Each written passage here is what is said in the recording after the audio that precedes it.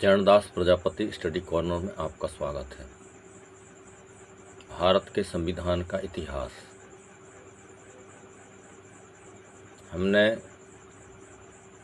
भारत के संविधान का इतिहास विषय पर सन 1600 से ईस्ट इंडिया कंपनी के आगमन से लेकर और संविधान सभा तक पिछले वीडियोज में चर्चा की है। आज हम संविधान सभा विषय पर विस्तृत चर्चा करने जा रहे हैं। संविधान सभा 9 दिसंबर 1946 से 24 जनवरी 1950 तक भारतीय संविधान सभा की प्रथम बैठक कॉन्स्टिट्यूशन हॉल, नई दिल्ली में सोमवार 9 दिसंबर 1946 को हुई। जिस जगह पर हुई उसका नाम ही कॉन्स्टिट्यूशन हॉल रख दिया गया।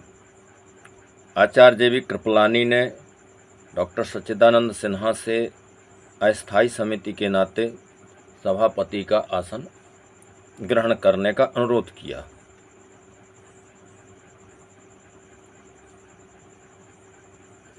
डॉक्टर बाबा साहब अम्बेडकर इस संविधान सभा के सदस्य थे।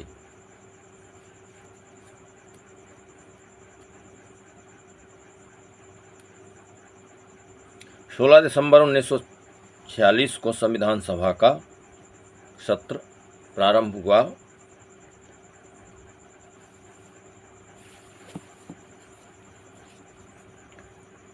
भारतीय संविधान सभा की समितियां जिन्होंने संविधान सभा में कार्य किया, उन समितियों के नाम इस प्रकार हैं।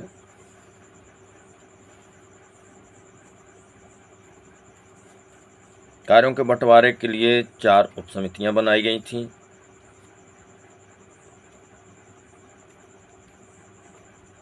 चौबीस जनवरी 1947 को संविधान सभा द्वारा 50 सदस्यों की परामर्श समिति बनाई गई, गठित की गई। 4 उपसमितियां इस प्रकार हैं। 1 मूल अधिकार उपसमिति, 2 अल्पसंख्यक उपसमिति, 3 उत्तर पूर्वी आदिवासी सीमा प्रदेश उपसमिति, 4 फिरके वाले क्षेत्र तथा अधिकांश पृथक क्षेत्रों के लिए उपसमिति। संविधान सभा द्वारा 30 अप्रैल 1947 के प्रस्ताव के अनुसार 3 समितियों का निर्माण किया गया। यह 3 समितियां इस प्रकार हैं। 1 यूनियन शासनाधिकार कमेटी, 2 संविधान संघ विधान कमेटी, 3 प्रांतीय विधान कमेटी। समितियों के कामकाज में डॉक्टर अंबेडकर का बहुत महत्वपूर्ण सहयोग माना गया, उपयोगी माना गया। कांग्रेस के नेताओं को यह विश्वास हो गया कि डॉक्टर अंबेडकर की सहभागिता के बिना संविधान का विधि नियमन तथा स्वतंत्रता की दृढ़ता आसान नहीं होगी। यह कार्य सबके बस का नहीं है। बाबा साहब ने संविधान बनाने से पहले 60 देशों के संविधान का गंभीर अध्ययन किया, इसके बाद इस पर कार्य प्रारंभ किया। बंगाल के विभाजन से डॉक्टर बाबा साहब अम्बेडकर की संविधान सभा की सदस्य जाती रही, क्योंकि जो जैसोर खुलना सीट थी बाबा साहब की, वह पाकिस्तान को दे दी गई। अब बाबा साहब पाकिस्तान की विधानसभा के सदस्य मान्य किए गए। यहाँ पर एक तकनीकी समस्या खड़ी हुई, क्योंकि बाबा साहब को पाकिस्तान के संविधान के लिए नहीं, भारत के संविधान के लिए निर्माण करने के लिए कार्य करना था। तो इस तरह वे अब संविधान सभा के सदस्य नहीं रहे बंगाल विभाजन के बाद। जिस कांग्रेस पार्टी ने उनके संविधान सभा के प्रवेश द्वार बंद करने के प्रयास किए थे, वही कांग्रेस पार्टी अब उनके पुनः प्रवेश के लिए आगे बढ़ी। बड़े झमेले आते रहे। बाबा साहब को षड्यंत्रपूर्वक पाकिस्तान वाली सीट में डाल दिया गया। ऐसा कहा जाता है कि जो जैसोर खुलना सीट है वहाँ पर 48% मुस्लिम थे और 52% हिंदू थे। इस तरह यह सीट पाकिस्तान में न जाकर भारत में होना चाहिए था, लेकिन विडंबना यह थी कि यह सीट पाकिस्तान को दे दी गई। अब बाबा साहब को पुनः भारत की संविधान सभा में लाने के लिए बाबा साहब ने स्वयं प्रयास किया। अंग्रेजों ने कहा बाबा साहब को संविधान सभा में लेना बहुत ज़रूरी है, और यदि ऐसा नहीं किया गया तो हम भारत को आज़ादी नहीं देंगे। तब जाकर कांग्रेस वालों ने हार कर, ऐसा यूँ कहना पड़ रहा है क्योंकि सरदार पटेल जी ने कहा था कि हमने संविधान सभा के सभी दरवाजे, यहाँ तक खिड़कियाँ और रोशनदान भी बंद कर दिए। अब देखते हैं डॉक्टर अंबेडकर संविधान सभा में कैसे आते हैं। तो जब अंग्रेज़ों द्वारा दबाव दिया गया तो पुनः प्रयास किया गया और बाबा साहब को संविधान सभा में लाने के लिए मुंबई सीट से मौका दिया गया। संविधान सभा के अध्यक्ष डॉक्टर राजेंद्र प्रसाद ने मुंबई प्रांत के तत्कालीन मुख्यमंत्री बीजी खेर को एक चिट्ठी लिखी और 30 जून 1947 के पत्र में लिखा गया था, डॉक्टर BR अम्बेडकर संविधान सभा में तथा संविधान सभा की समितियों पर जहां उनकी नियुक्ति हुई थी महत्वपूर्ण योगदान रहा। उनका कार्य तथा योगदान इतना श्रेष्ठ कोटि का था कि अब उससे वंचित रहना उचित नहीं होगा। वे बंगाल से निर्वाचित हुए थे। इस प्रांत के विभाजन से अब वे संविधान सभा के सदस्य नहीं हैं। 14 जुलाई से आरंभ हो रही संविधान सभा की बैठक में उनकी उपस्थिति में अनिवार्य समझता हूँ, इसलिए उनका संविधान सभा के लिए अविलंब निर्वाचन जरूरी है। सन 1947 ईस्वी के जुलाई माह में मुंबई प्रांत से डॉक्टर बाबा साहब अम्बेडकर संविधान सभा में फिर से निर्वाचित हुए, चुने गए। 15 अगस्त 1947 को भारत के स्वतंत्रता दिवस के अवसर पर प्रधानमंत्री पंडित जवाहरलाल नेहरू ने उन्हें अपने मंत्रिमंडल में कानून मंत्री के रूप में निमंत्रित किया। डॉक्टर बाबा साहब अम्बेडकर भारत के प्रथम कानून मंत्री बने। यह बाबा साहब की योग्यता का एक तरह से सम्मान था। 29 अगस्त 1947 को उन्हें संविधान मसौदा समिति का सदस्य नियुक्त किया गया। बाद में संविधान मसौदा समिति ने उसी दिन उन्हें मसौदा समिति का अध्यक्ष चुन लिया। संविधान सभा का कामकाज किस तरह हुआ, इसके विषय में स्वयं डॉक्टर बाबा साहब अम्बेडकर ने जानकारी दी थी। उन्होंने कहा था, संविधान सभा के कामकाज पर मुड़कर नज़र डालें तो 9 दिसंबर 1946 से लेकर जब इसकी पहली बैठक हुई थी तब से अब तक, यानी 25 नवंबर 1949 अर्थात 2 साल 11 महीने और 17 दिन का समय हो जाएगा। इस दौरान संविधान सभा के कुल 11 सत्र संपन्न हुए।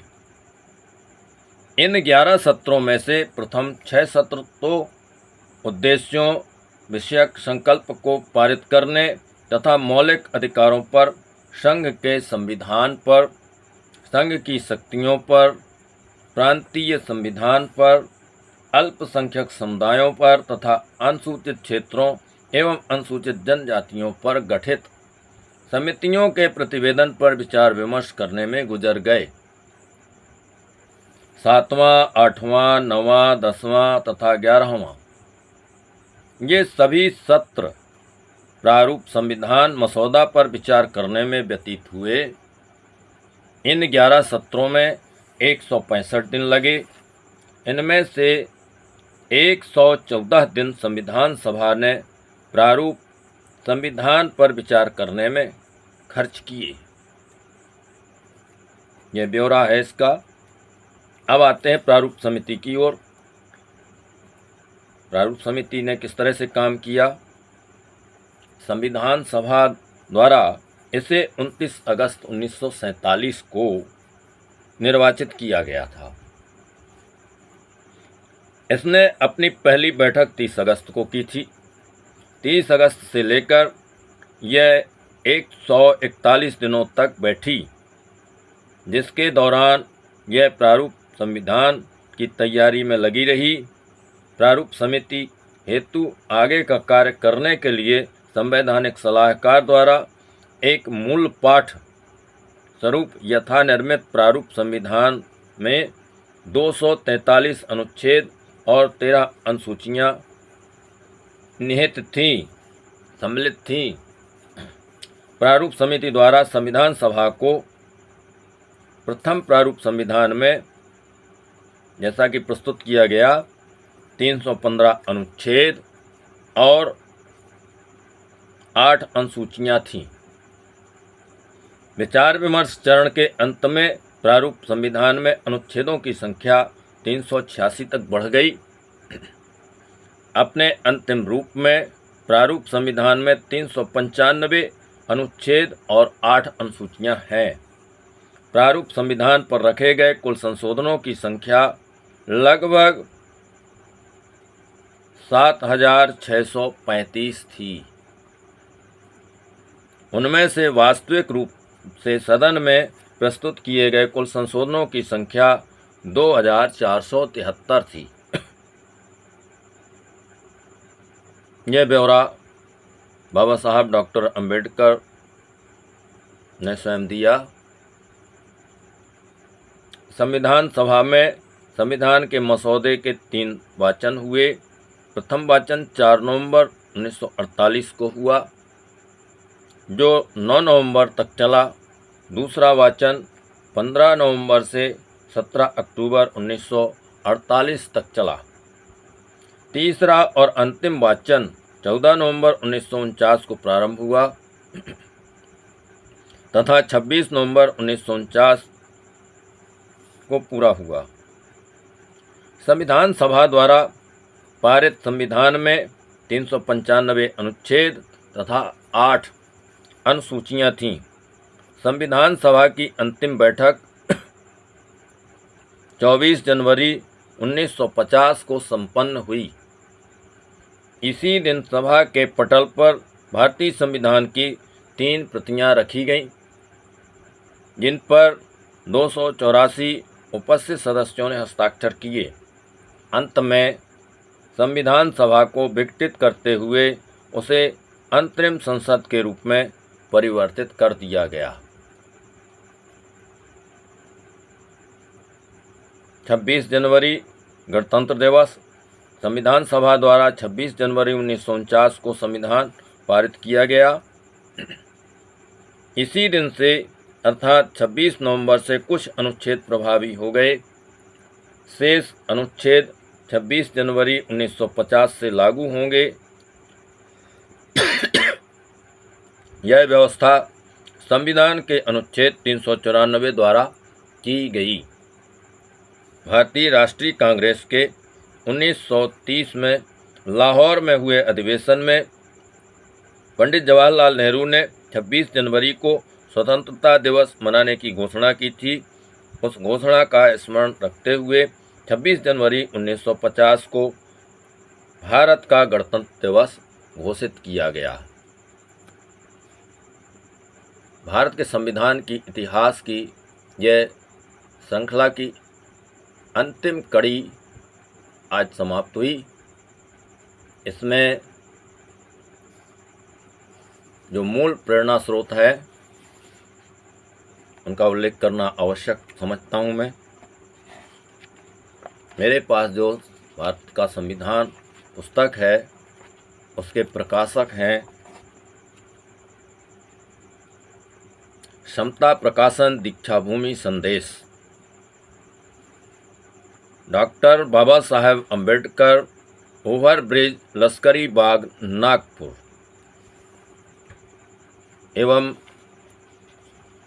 भारत के संविधान का इतिहास इस पुस्तक के संपादकीय के रूप में परम सम्मानीय प्रदीप गायकवाड़ साहब ने लिखा। कुछ स्रोत मैंने गूगल से जुटाए। इस तरह से यह प्रस्तुति आपके समक्ष है। छोटा सा प्रयास रहा। आपने सब लोगों ने इसे बहुत ही स्नेह दिया, उत्साहवर्धन किया। बहुत बहुत धन्यवाद। कृपया इस वीडियो को लाइक करें, शेयर करें और कमेंट बॉक्स में अपने कमेंट अवश्य करें। धन्यवाद। अगले वीडियो तक के लिए विदा लेते हैं।